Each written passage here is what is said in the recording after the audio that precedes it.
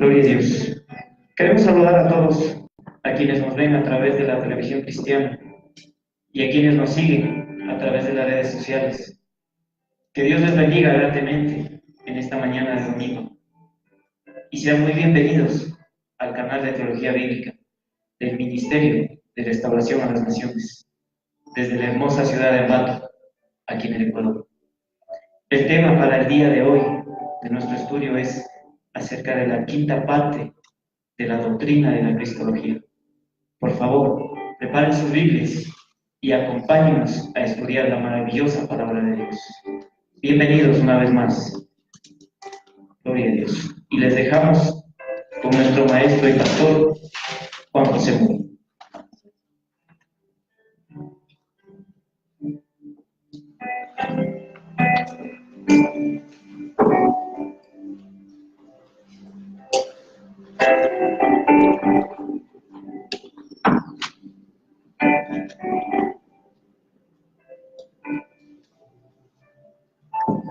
Dios bendiga a cada uno de ustedes, amados hermanos y damas y caballeros, que se encuentran dentro del canal de Teología Bíblica desde Ambato, Ecuador.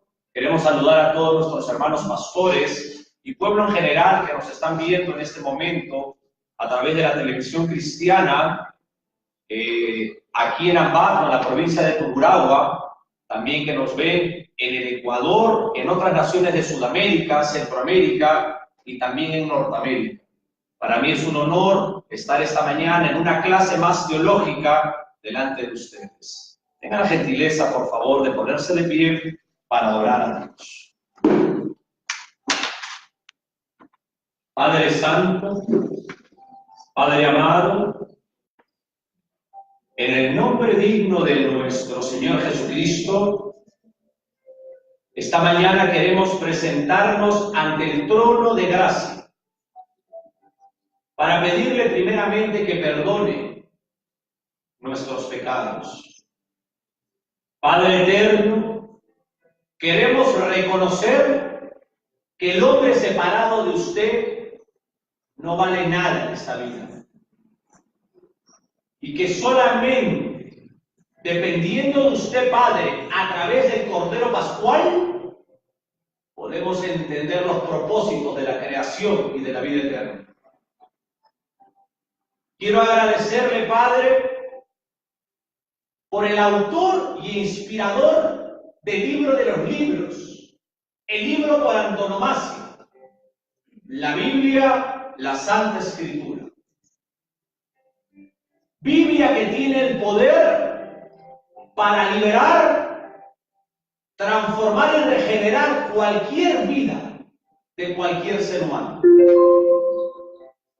Quiero darle las gracias, Padre, por el acto maravilloso en la cruz del Calvario. Gracias, mi Dios, por el honor que nos da de conocerle y de entender cada vez más los valores eternos en nosotros. Quiero pedir por todos los hermanos pastores que nos ven en vivo, por el pueblo y la gente que aún no aplica la Biblia en sus vidas. Quiero, Padre, pedir por los enfermos que se encuentran por alguna razón postrados en sus camas y que no tienen todavía la facilidad de congregar una casa de oración. Nos unimos a ellos en oración para que usted lleve su parte inmaterial de la verdad bíblica. Gracias, mi Dios, por este tiempo. En el nombre del Señor Jesús de Nazaret. Amén. Pueden tomar asiento y vámonos al Nuevo Testamento, al Evangelio de Juan, capítulo 1, versículos del 35 al 42. Nuevo Testamento, capítulo 1, versículos del 35 al 42.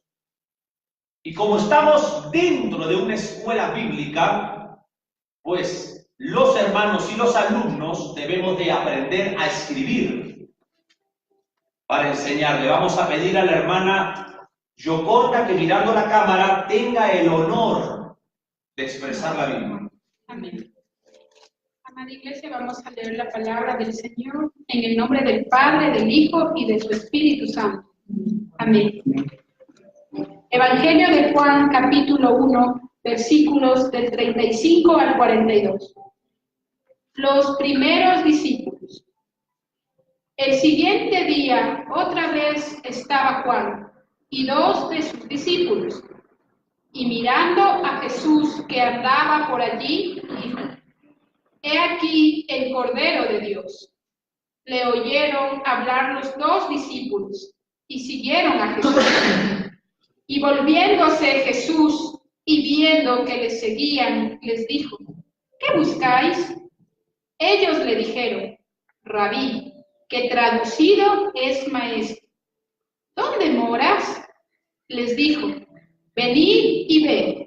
Fueron y vieron dónde moraba, y se quedaron con él aquel día, porque era como la hora décima. Andrés, hermano de Simón Pedro, era uno de los dos que había oído a Juan y habían seguido a Jesús. Este halló primero a su hermano Simón y le dijo: Hemos hallado al Mesías, que traducido es el Cristo. Y le trajo a Jesús, y mirándole Jesús dijo: Tú eres Simón, hijo de Jonás, tú serás llamado Cefas, que quiere decir Pedro. Muchas gracias, mi hermana Yoconda. Y seguimos continuando con el estudio, mira qué interesante, de la teología de la cristología. Y muchas gracias por asistir. Y nos encontramos en la cuarta parte de 60 lecciones y 60 videos que tenemos en nuestras páginas web de la maravillosa teología de la cristología. Estamos estudiando en la teología de la cristología la maravillosa persona del Señor Jesucristo. Y en esta lección vamos a explicar cosas elementales, como por ejemplo, ¿qué es el Mesías? ¿Quién es el Mesías? ¿Qué es el Cristo? ¿Quién es el Cristo? Ahora escuche lo que voy a decir. Un Mesías, un Cristo, dos venidas. Un Mesías, un solo Cristo, dos venidas. Esta lección le he titulado Un Mesías y dos venidas a Jerusalén. Mira qué hermoso. Vamos a explicar desde el principio, paso a paso. Y en primer lugar quiero comenzar explicando, mira, las palabras hebreas, griegas y en castellano sobre Mesías, Cristo, y que son palabras que en la lengua española y en la gramática de la Reina Valera se pronuncian constantemente. En hebreo, la palabra Mesías es la palabra Mashiach. La palabra Mesías en hebreo es la palabra Mashiach. ¿Y cómo se traduce en el castellano? Como nosotros habitualmente lo anunciamos, Mesías. La palabra Mesías, Mashiach en hebreo, en griego es Christos, que significa Cristo. El ungido de Dios, el que lleva el crisma. Como estamos dentro de una escuela bíblica, la explicación es muy amplia en la teología y tenemos que aprender siempre a escuchar y a apuntar.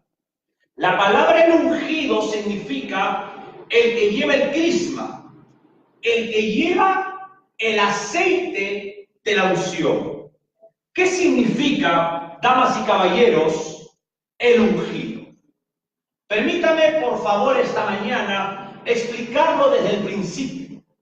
En la antigüedad, en el Antiguo Testamento, dentro de la historia del ungimiento, se ungía, por ejemplo, sobre un sacerdote, sobre un profeta o sobre un rey. En el acto de su iniciación de su ministerio, se derramaba, cuenta la historia sacerdotal, sobre su cabeza de la persona un óleo, un aceite puro, un aceite consagrado.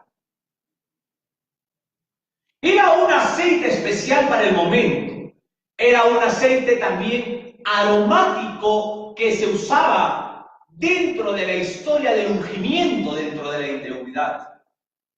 Y exclusivamente se ungía con este óleo aromático a sumos sacerdotes, por ejemplo.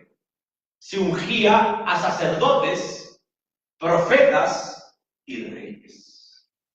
La enciclopedia Holman comenta, la expresión griega Christos, o en la concordancia de Strong 5547, un gran libro que también ayuda para los significados profundos del hebreo y del griego, dice lo siguiente: el nombre Cristo es un título que significa el ungido. La palabra griega Christos, que es la traducción de la palabra hebrea Mashiach o Mesías, ambas provienen de verbos que significa ungir con aceite consagrado. Por lo tanto, como título significa el ungido. El Cristo, Jo Christos, en griego con H, Jo Christos significa el ungido. En el versículo 41 dice, este halló primero a su hermano Simón y le dijo, hemos hallado al Mesías, que traducido es el Cristo. Mesías, Mashiach, Cristo, Christos. El término Mesías, vuelvo a decirlo, para ampliar la confirmación de lo que somos educados esta mañana. Es una transliteración de un adverbio hebreo o también arameo. Ahora agrego la lengua aramea, que significa el ungido. Se deriva de un verbo que significa ungir y corresponde a una acción que forma parte de la consagración de una persona hacia un oficio especial. En el Antiguo Testamento, el término Mesías se usaba para los profetas, como dice el capítulo 19, versículo 16 de Primera de Reyes. También se usaba para los sacerdotes, como lo anuncia el libro de los Levíticos, capítulo 4. Y también se usaba para ungir reyes, como lo anuncia Primera de Samuel, capítulo 24, versículos 6 y 10. Todo lo que se enseñe siempre en un púlpito tiene que estar respaldado por la Santa Escritura. Todas estas personas fueron ungidas con aceite, símbolo que indicaría que todos habían sido escogidos por Dios para sus respectivos cargos, oficios. Sin embargo, queridos alumnos, el ungido preeminente sería el Mashiach, sería el Mesías, sería Jesucristo, el Cristo, el ungido prometido por Dios. puesto que solamente él sería el ungido por el Espíritu de Dios. Escúcheme bien. Para ser profeta, para ser sacerdote, y le digo algo más, para ser rey definitivo. Y eso usted lo puede encontrar en Isaías 61, Juan, capítulo 3. En el capítulo 8 de Levítico, Aarón fue ungido como sumo sacerdote de Israel. Y los hijos de Aarón fueron también ungidos como sacerdotes. Tenga la amabilidad, mi hermana Yoconda, de ir al Antiguo Testamento, a Primera de Samuel, capítulo 10, versículo 1. Primera de Samuel, capítulo 10, versículo 1.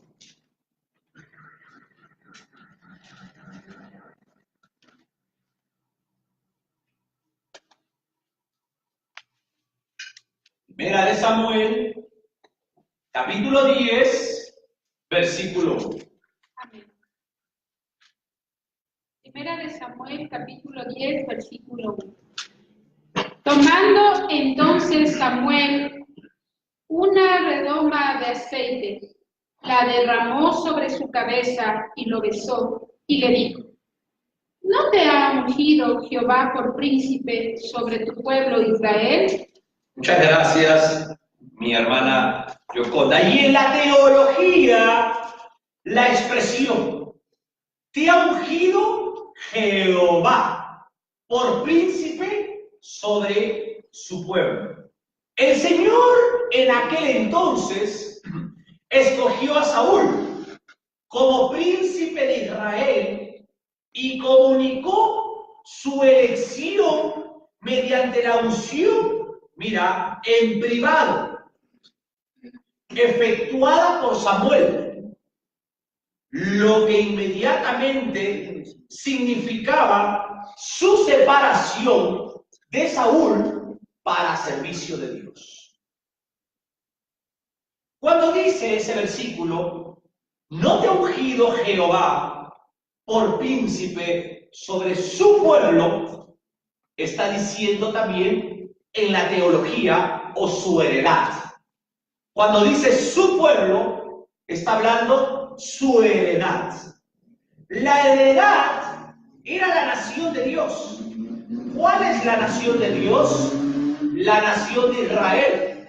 Y el nombre de Israel lleva los nombres de los patriarcas y de las matriarcas que fundaron la nación judía. Por ejemplo, I de Isaac, S de Sara, Is, Ra, R de Raquel, A de Abraham, Israel, E de Esaú y L de Lea. Israel, nombre para el pueblo judío, para el pueblo hebreo, fundado por matriarcas y patriarcas que el Dios de Israel dejó marcado en su nombre. Para que el mundo de la diplomacia, que no entiende y no puede resolver el problema del Medio Oriente, la iglesia entienda que esos 20.000 metros cuadrados del Medio Oriente le pertenecen absolutamente al Dios de Israel. Es por eso que 120 millones aproximadamente de árabes contra 7 millones de judíos no pueden destruirnos. Porque esa tierra le pertenece a Dios.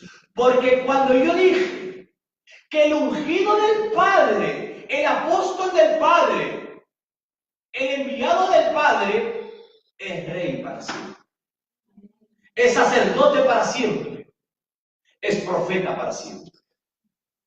Y ese hermoso rey que está a la diestra del Padre hoy, tiene que venir en la escatología bíblica, en el reino milenial, a reinar 1000 años en Jerusalén.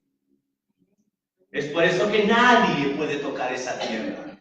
asustan nomás. Samuel el profeta ungió a Saúl. Y Saúl fue el primer rey de Israel. Primera de Samuel, capítulo 24, versículo 6. 24, versículo 6. Primera de Samuel, capítulo 24, versículo 6. Y dijo a sus hombres: Jehová me guarde de hacer tal cosa contra mi Señor, el ungido de Jehová, que yo extienda mi mano contra él, porque es el ungido de Jehová. Amén. Estamos hablando primeramente, cuando dice mi Señor, qué interesante, en el hebreo es Adonai. Pero cuando leemos la historia, observamos que Sara, la esposa de Abraham, le llamaba a su esposo Señor. Pero no usaba el nombre Adonai, sino que Sara, al decirle Señor a su esposo, a su marido, Abraham, le decía en hebreo Adón. Adonai solamente es el nombre para Dios. Y Adón es el nombre para otro hombre. Pero es un nombre de respeto. No cualquiera es un Adón. No cualquiera es un Señor en esta vida. Es un nombre de respeto, de dignidad. Recordemos la historia de que Saúl perseguía al que fue ungido después por Dios, llamado David. David en algún momento tuvo la oportunidad de agredir a Saúl, pero David nunca lo hizo, porque David entendía que Dios lo había ungido. Es lo mismo cuando uno murmura de un siervo de Dios. Cuando uno murmura de un pastor ungido por el cielo por Dios, aún actualmente usted se mete con el propio Dios. Y tarde o temprano usted tiene consecuencias en su vida. Y su vida va de mal en peor. Por eso uno no debe de hablar de un pastor. Y cuando tu carne quiere abrir tu boca, es mejor coserla. Porque la vida de que habla de un ungido de Dios se empeora.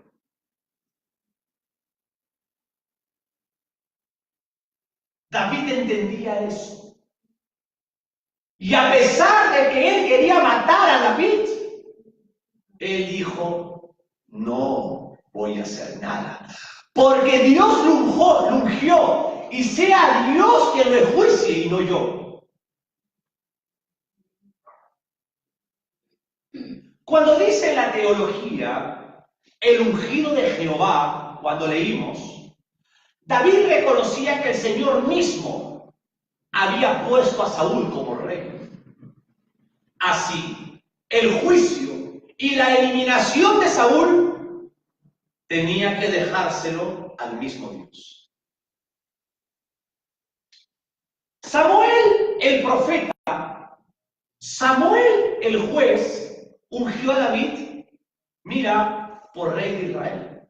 El primer rey de Israel fue Saúl. El segundo rey de Israel fue David. Pero déjame decirle algo. Yo tuve el honor de conocer al que fue el primer ministro de Israel. En Israel no hay presidentes, no hay reyes, porque siempre el rey o el presidente también ha sido pastor de Israel. Yo tuve el honor de estar con Shimón Pérez. Ya no él es el primer ministro. Hoy en día, después de una larga vida de dirigir a ese pueblo judío el señor Shimon Peres, hoy día es el señor Netanyahu.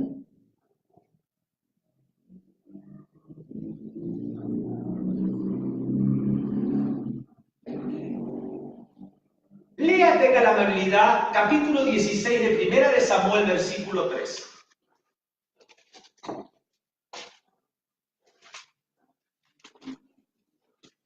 Primera de Samuel, 16, 13. y el capítulo 16, versículo 13. Y Samuel tomó el cuerno del aceite y lo ungió en medio de sus hermanos. Y desde aquel día en adelante el Espíritu de Jehová vino sobre David. Se levantó luego Samuel y se volvió a Ramá. Muchas gracias. Lo ungió en medio de sus hermanos, dice.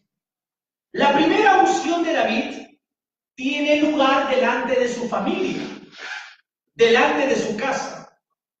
La segunda unción sería delante de la asamblea de su tribu de Judá. Y la tercera unción tendría lugar delante de la nación de Israel. El rey David tuvo 3 ungimientos, vuelvo a decirlo. La primera unción fue delante de sus hermanos en su casa. La segunda unción, qué interesante, sería delante de la asamblea, congregación de la tribu de Judá. Y la tercera unción sería delante de toda la nación judía. Samuel fue a Belén, del hebreo Betejelem, que significa casa de pan. ¿Por qué significa casa de pan? Porque ahí Belén, casa de pan, vio nacer aquel hombre maravilloso que es y dijo: yo soy el pan de vida. Hablamos del Cordero Pascual, hablamos del Cordero de Dios. Samuel fue a Belén y estuvo con Isaí. Isaí le mostró a todos sus hijos. Y todos sus hijos, muy hermosos, muy profesionales, muy académicos, todos aparentaban ser los futuros reyes de Israel. Porque a veces nuestro ojo cree que el ungido de Jehová tiene que ser el que tiene plata, tiene que ser el que tiene carros, tiene que ser el que se saca 10 siempre en el colegio. Ningún hijo aplicado de Isaí, ni un hijo alto o hermoso de Isaí, robusto y fuerte, era el ungido de Jehová. Si no era el pequeño, el que lo despreciaban los hermanos. Aquel que la sociedad no pisoteó.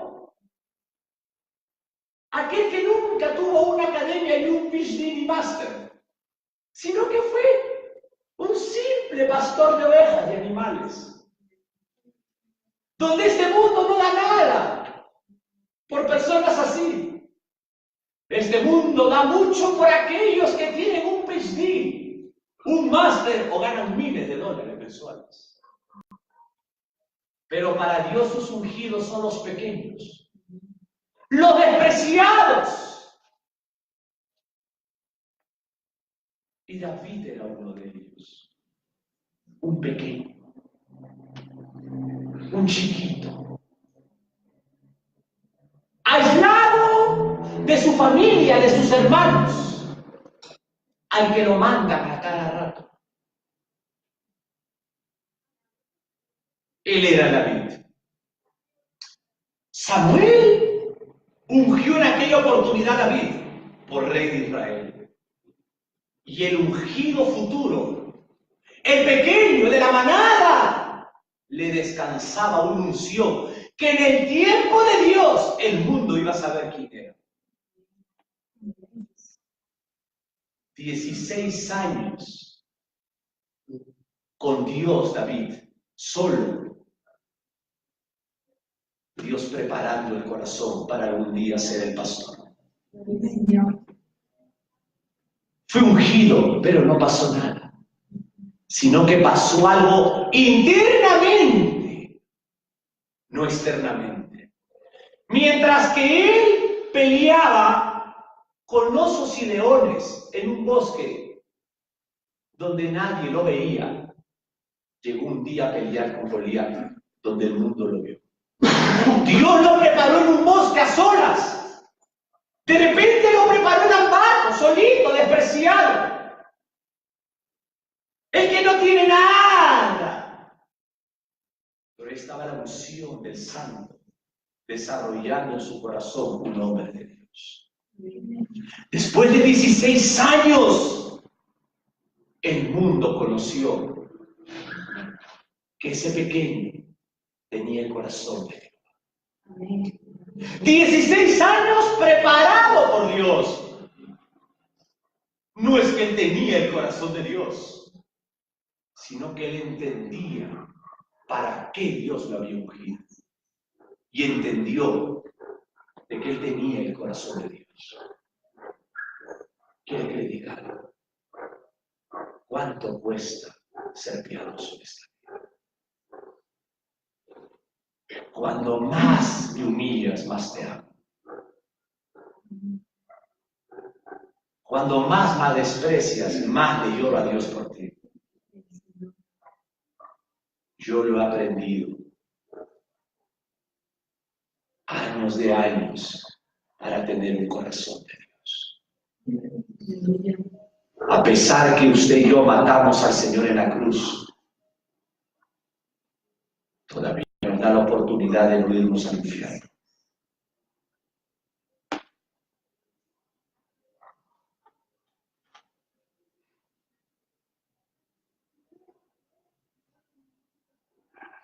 Un dato interesante es que Elías, el profeta, ungió a Eliseo para que sea profeta y sucesor de Elías. Vamos por favor a Primera de Reyes, capítulo 19, versículo 16, Antiguo Testamento.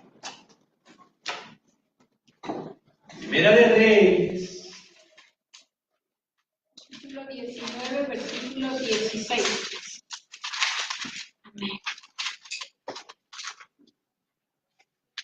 A Jehú, hijo de Misí, ungirás por rey sobre Israel, y a Eliseo, hijo de Safat, de Meolá, ungirás para que sea profeta en tu lugar. Amén. ¿Se da cuenta? Dios ungió a Elías, pero llegaba el momento que Elías iba a expirar en esta tierra. Y Dios le dijo a su profeta, unge al que te sigue, que he puesto como colaborador tuyo, llamado Eliseo. Mira qué lindo. Ahí dice, Abelmeola con H. ¿Qué cosa es este nombre tan difícil de pronunciar? Abelmeola es la ciudad de Eliseo, donde estaba en el valle del Jordán, a 16 kilómetros al sur de Bet Sansón, en la edad de la tribu de Manasés. Entonces, Abel-Meola es una ciudad. Cuando leemos la historia de Israel en el Tanaj, Antiguo Testamento, observamos muchos surgimientos. Además, desde los escritos de Moisés, por los profetas y los salmos, se vino anunciando la venida del Mesías, el Mashiach, el ungido, el Jo-Cristos, el Cristo, el Hijo de Dios, el Señor Jesús. Hubieron varios ungidos, pero iba a venir el ungido de Jehová, el Mesías. Estamos estudiando en la escuela bíblica pura teología de sana doctrina de salvación y de vida eterna. El Mesías de Jehová sería el perfecto enviado de Dios. El Mesías de Jehová sería el perfecto profeta. El Mesías de Jehová sería el perfecto rey. El Mesías de Jehová sería el perfecto sumo sacerdote. David fue ungido por Dios a través de Samuel, pero David no era perfecto. Iba a venir el ungido de Jehová, que en todo iba a ser perfecto. Es el Cristo, el Mesías, el ungido, el Mashiach, el Mesías de Israel, Hamashiach. Cuando yo digo el Mesías de Israel es Hamashiach. Mira, en el hebreo, en el griego es Jocristos, el Cristo en el nuevo castellano. Él iba a ser el capacitado para todas las funciones perfectas de su ministerio. Él iba a ser el idóneo, el honrado, el que tenía la honra de serlo. El ungido de Jehová, el Mesías, mira qué lindo, iba a ser y es el distinguido, el hermoso, el perfecto, el amado, el capacitado plenamente para aquellas funciones por el cual el Padre lo había enviado. El Mesías de Israel. Esto es el fundamento de la teología cristiana. Y les digo algo, este es el fundamento principal de ser cristianos. ¿Por qué Mesías? Una pregunta que el alumno se formula. ¿Por qué Cristo? La respuesta es simple. Porque Él era el Mesías. Porque Él era el enviado de Jehová. Él, el Mesías. Por siglos, los judíos han esperado al Mesías. Pasó el tiempo y llegó el tiempo de los evangelios. Escúcheme bien. El último libro del Antiguo Testamento fue escrito por el autor humano llamado Malaquías. De ahí en el Nuevo Testamento comienza con el Evangelio según Juan. Pero desde Malaquías, desde que terminó Malaquías de escribir hasta el Nuevo Testamento, pasaron 400 años. ¿Y sabes cómo se le llama? El silencio de Dios. Vamos a tratar de enfocar ahora el pensamiento judío. ¿Por qué vamos a enfocar el pensamiento judío? A ver. Porque la Biblia fue escrita por judíos. En una cultura judía y en un lenguaje judío, y el Hijo de Dios, el Mesías, el ungido, el Cristo, es judío. No es ecuatoriano, es judío. En primera instancia, la aplicación de la verdadera hermenéutica. Cuando yo digo la palabra hermenéutica, viene de la palabra hermeneo, que significa interpretar la Biblia de la manera correcta y no de la manera que yo creo. Cuando yo leo la Biblia, fue escrita por judíos, en cultura judía, lenguaje judío y para judíos. Cuando el eterno Cordero Pascual, el Señor Jesús, le enseñó el Padre Nuestro, ¿sabe qué? El Padre Nuestro es una oración de disciplina y de ejemplo nada más, para judíos. Escúcheme bien. Padre nuestro que estás en el cielo. El Señor Jesús decía, tendréis que orar así. Venga a nosotros tu reino. ¿Sabes de qué está hablando? Le enseñaba a los judíos a pedir el reino milenial.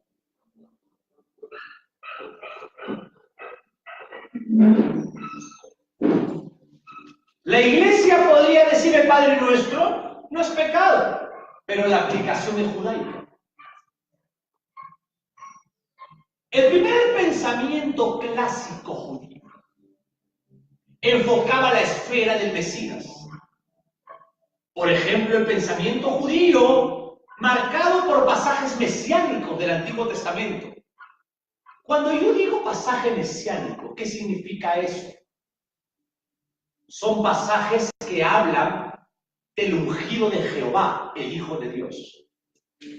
Por ejemplo, Salmo 2. Es un salmo totalmente judaico. Isaías 53.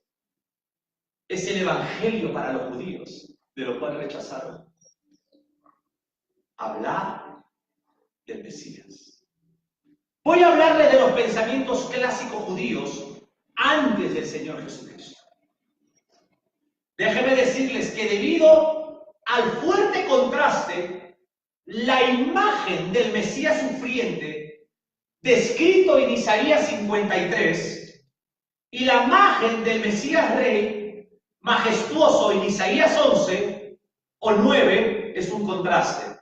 Por favor, déjenme explicarles. Los judíos esperaban un rey. Vuelvo a decirlo. Los judíos esperaban un rey. No esperaban a un siervo sufriente. Ellos no podían entender que el rey sea golpeado, coronado de espinas y muerto en una cruz. Él no era el Mesías. Por eso al principio titulé Un Mesías, dos venidas. Porque la primera venida vino como siervo sufriente y la segunda venida viene como rey, el león de la tribu de Judá. Un Mesías, dos venidas. Un Cristo, dos venidas. Los judíos no entendían Isaías 53. Y quiere que le diga algo. Capítulo que todos debemos de saber de memoria. El primer evangelio que Dios le dio a los judíos. Un evangelio de salvación. Tenga la gentileza de leerlo. Todo. Isaías, capítulo 53. Despacio. ¿Quién ha creído a nuestro anuncio? ¿Y sobre quién se ha manifestado el brazo de Jehová? Subirá cual renuevo delante de él, y como raíz de tierra seca. No hay padecer en él, ni hermosura. Le veremos, mas sin atractivo para que le deseemos. Despreciado y desechado entre los hombres, varón de dolores, experimentado en quebranto, y como que escondimos de él el rostro. Fue menospreciado y no lo estimamos. Ciertamente llevó él nuestras enfermedades y sufrió nuestros dolores. Y nosotros le tuvimos por azotado, por herido de Dios y abatido. Mas él herido fue por nuestras rebeliones, molido por nuestros pecados. El castigo de nuestra paz fue sobre él, y por su llaga fuimos nosotros curados. Todos nosotros nos descarriamos como ovejas. Cada cual se apartó por su camino, Mas Jehová cargó en él el pecado de todos nosotros. Angustiado él y afligido, no abrió su boca. Como cordero fue llevado al matadero, y como oveja delante de sus trasquiladores, enmudeció y no abrió su boca. Por cárcel y por juicio fue quitado, y su generación, ¿quién la contará? Porque fue cortado de la tierra de los vivientes, y por la rebelión de mi pueblo fue herido. Y se dispuso con los impíos su sepultura, mas con los ricos fue en su muerte, aunque nunca hizo maldad, ni hubo engaño en su boca. Con todo eso, Jehová quiso quebrantarlo, sujetándole a padecimiento. Cuando haya puesto su vida en expiación por el pecado, verá linaje, vivirá por largos días, y la voluntad de Jehová será en su mano prosperada. Verá el fruto de la aflicción de su alma y quedará satisfecho. Por su conocimiento justificará mi siervo justo a muchos, y llevará las iniquidades de ellos. Por tanto, yo le daré parte con los grandes, y con los fuertes repartirá despojos, por cuanto derramó su vida hasta la muerte, y fue contado con los pecadores, habiendo él llevado el pecado de muchos, y orado por los transgresores. Gracias, mi hermana Yasmin. Las lágrimas de nuestras almas y de mejillas, cuando uno es un verdadero creyente, deben de correr. Cuando uno lee lo que Dios le mostró hace 700 años, escúcheme bien, antes que naciera el Hijo de Dios, Dios le mostró al profeta Isaías lo que iba a pasar. Este fue el primer evangelio que Dios dio en la historia de la Biblia. Escuche lo que dice. Verá el fruto de la aflicción. Fue golpeado, fue vituperado. Por el conocimiento, dice Dios, justificará a mi siervo justo. El Señor Jesús a muchos. Esos muchos somos nosotros, que nos perdonó nuestros pecados y nos dio una nueva vida. Ya el justificado ya no es borracho, ya no es ladrón ni mentiroso, la mujer ya no es adúltera ni fornicaria, sino que Dios lo cambió dentro de la muerte del Cordero. Dios le dio una oportunidad. Y escuche lo que dice: despreciado, desechado y menospreciado. 700 años antes ya se estaba hablando de lo que venía, porque la Biblia es palabra de Dios.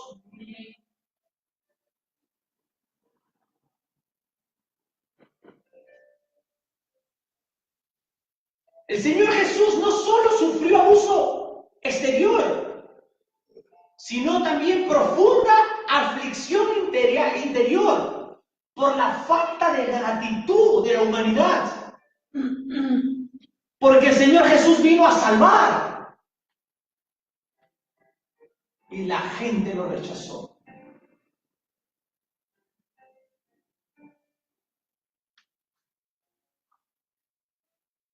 Los judíos no pueden entender que aquel que fue a la cruz podría ser el Mesías, porque el Mesías tenía que venir de una manera diferente.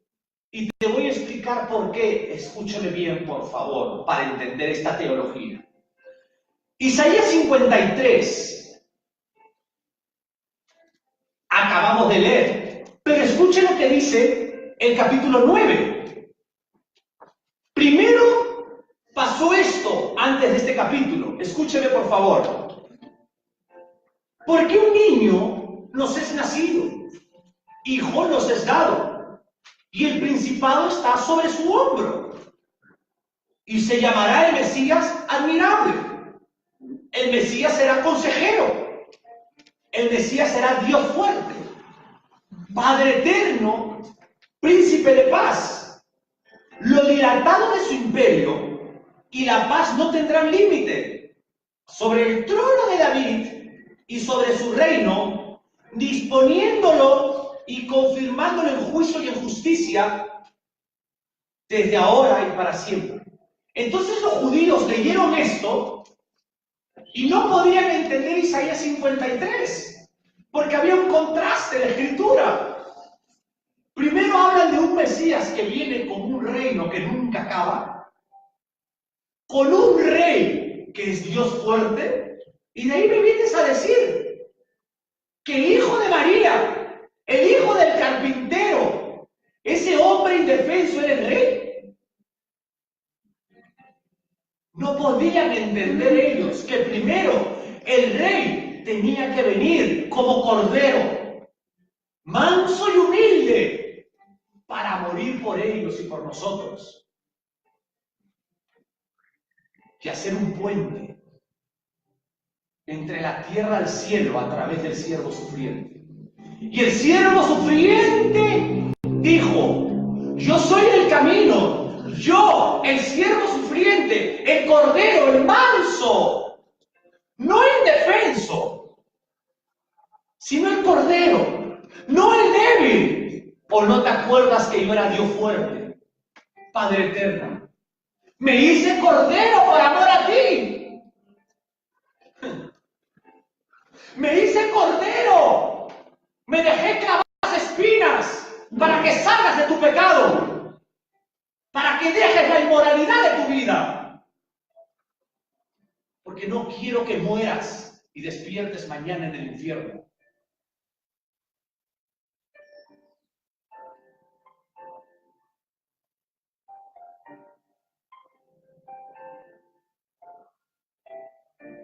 Voy a ser ese rey que habla la Biblia, pero ahora no.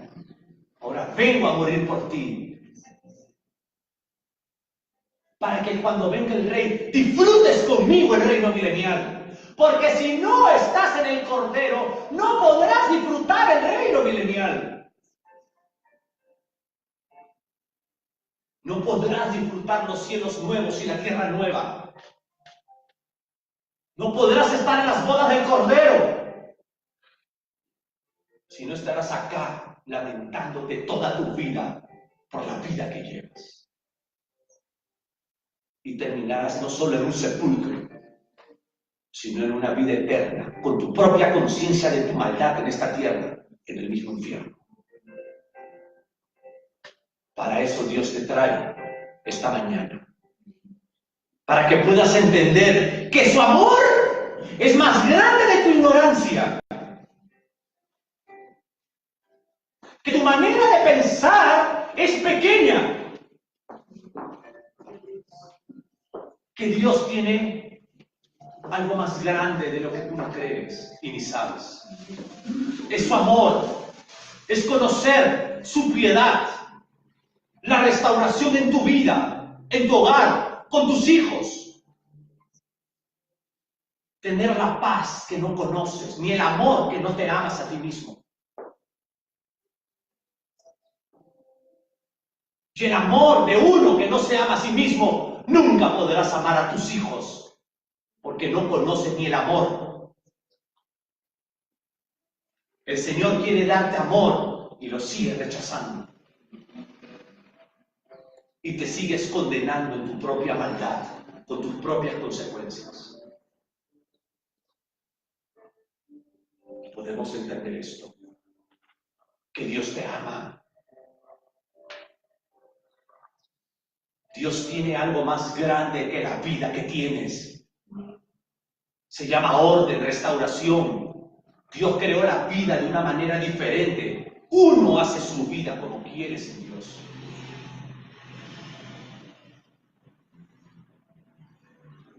un contraste de imagen. Isaías 11, Isaías 9, con Isaías 53 es lo opuesto. La imagen de Isaías 53, donde relata al siervo sufriente, es la imagen del Mesías despreciado, desechado, vituperado y llevado al matadero. Y el otro aspecto, la otra imagen, es el Mesías rey, el Mesías majestuoso, el Mesías triunfante que reinará gloriosamente en su segunda venida. Un Mesías, un Cristo, dos venidas. Ante este fuerte contraste, algunos judíos en la antigüedad, antes del Señor Jesucristo, llegaron a pensar que vendrían dos Mesías. Escúcheme bien. Uno sería el Mesías sufriente, y ¿sabes cómo le llamaban al Mesías sufriente los judíos? Por favor, Mashiach ben Joseph. Mashiach ben Joseph. El Mesías, hijo de José. Y este sería el Mesías que sufriría, el Mesías rechazado y el Mesías que moriría. Pero según los judíos también, antes del Señor Jesucristo, pensaban que vendría otro Mesías que no era Mashiach ben José, sino que sería el segundo Mesías, Mashiach ben David. Este sería el Mesías, hijo de David. Y este segundo Mesías sería el gran conquistador y el rey de justicia.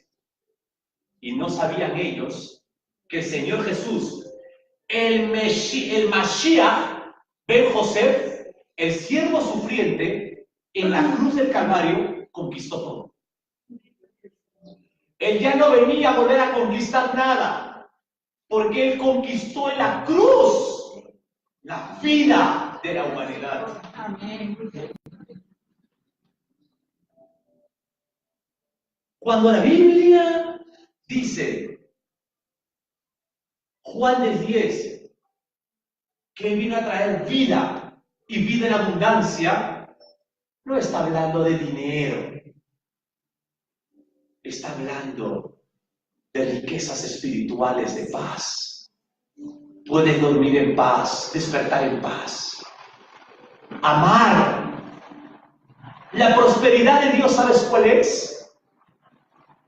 Tener amor, amarte a ti mismo, amar a tu esposa, amar a tus hijos, compartir con ellos, verlos correr, recogerlos cuando se caen,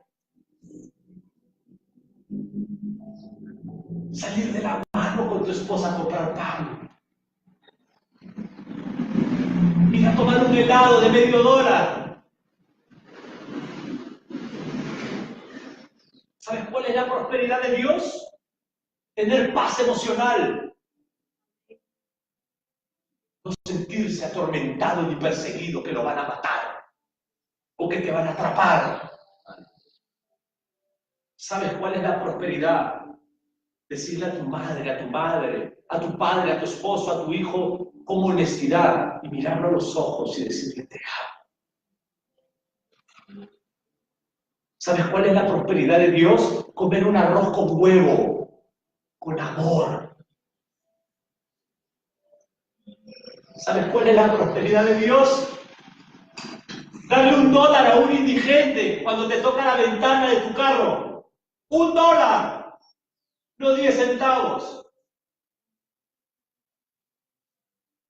¿Sabes cuál es la prosperidad de Dios? Que cuando te humillan, tú oras a Dios por tus enemigos. ¿Sabes cuál es la prosperidad de Dios? Aprender a perdonar y sanar tu alma y tu corazón. ¿Sabes cuál es la prosperidad de Dios? Saber que en el último minuto de tu vida vas a ver ángeles para llevarte al cielo y no demonios para llevarte al infierno. Porque así va a ser. cuando te estés muriendo.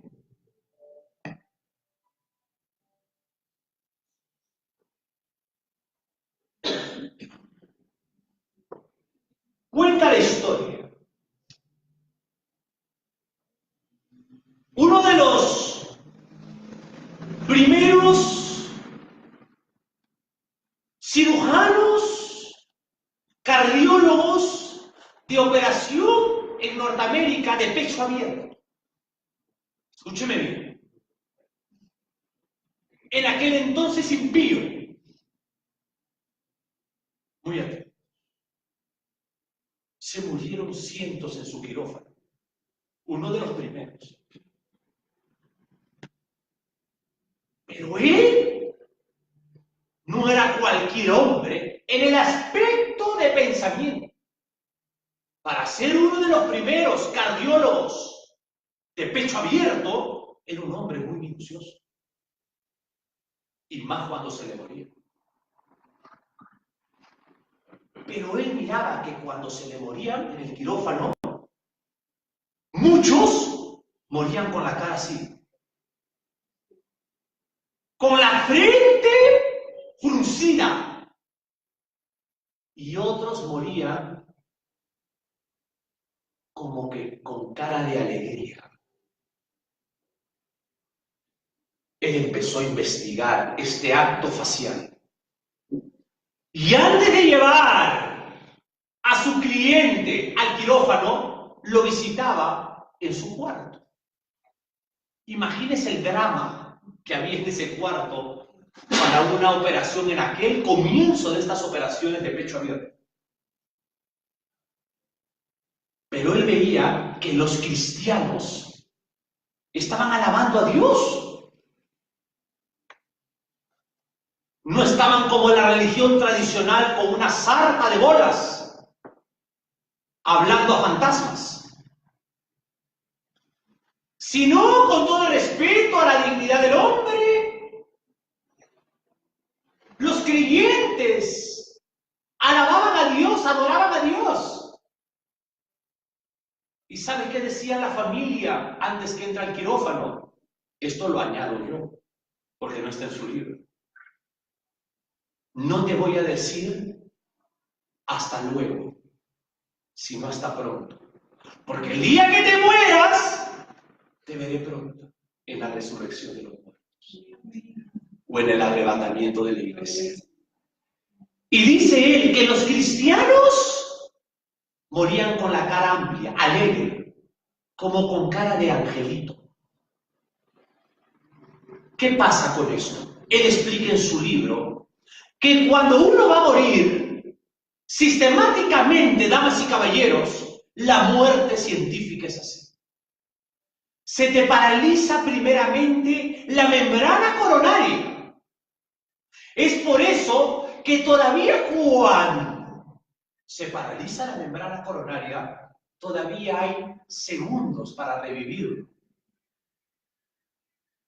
Usted puede hacer una respiración y un bombeo a la membrana coronaria al que cayó al piso, como lo hemos hecho una vez acá. Acá una vez pasó así, en esta escuela bíblica. ¿Se acuerda? ¿Se acuerda, mi hermana? ¿Y qué hicimos? Levantamos los pies, no oramos. El pastor no oró. Empezó a hacer los primeros auxilios mientras que el pueblo oraba. ¿No se acuerda? Le empecé a bombear el corazón y a respirarle por la boca hasta que llegó 911. Oramos y aplicamos los primeros auxilios. Y le digo algo. Escúcheme bien. Cuando se paraliza la membrana coronaria, míreme acá, sistemáticamente la muerte va subiendo. Se paraliza la boca, ya no puedo hablar. Y dice él que lo último que deja de funcionar es el lente óptico. Y él dice que los que iban a morir con cara ceñida fijaban su mirada en algo que ya no podían hablarlo porque ya se había paralizado la boca. Era como que veían algo y no podían hablarlo en milésimas de segundos. Y si tú ves un demonio, un fantasma, te impacta tus ojos de terror porque son espantosos. Acuérdense de Lucas 16, del hombre rico. Cuando vinieron ángeles donde Lázaro y le dijeron, es tiempo de descansar. Saldrás de este cuerpo enfermo para darte otro cuerpo. Cuando la parte inmaterial sale del cuerpo, ¿qué es la muerte? Según la ciencia, la muerte es cuando las ondas cerebrales dejan de funcionar.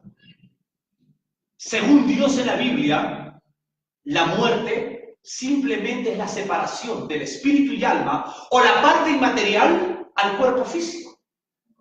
Miren acá. Aquí está el cuerpo. Viene la muerte física y lo único que va a pasar es esto, preciosos hermanos. No hay que tener temor a la muerte. Sale la parte inmaterial y vas a ver tu cuerpo ahí de repente comido por un tiburón o muerto por un infarto, milésimas de segundos. Y como no hay señales que digan dónde está la Nueva Jerusalén, los ángeles tienen que venir a llevarte. Y tienes que pasar el segundo cielo. Aunque ande en valles de sombra o de muerte, no temeré mal alguno. Valles de sombra o de muerte donde están los principados. Porque tu vara, buen pastor, y tu callado, aún en esos momentos, me infundirán aliento. Y en la casa de Jehová, después de la muerte, orarás por la casa. Amén. Amén.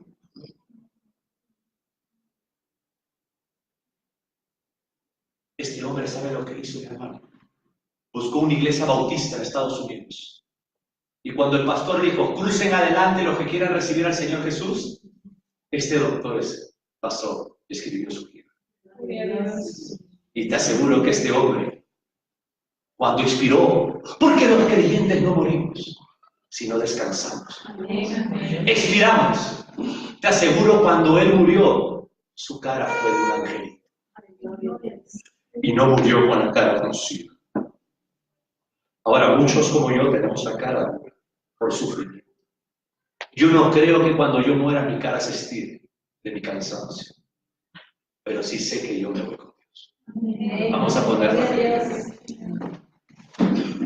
Vamos a orar y agradecerle a todos los que están por la televisión cristiana, a todos nuestros hermanos pastores y a todo el pueblo en general. Muchas gracias por haber estado con nosotros dentro de la televisión cristiana del canal de Teología Bíblica.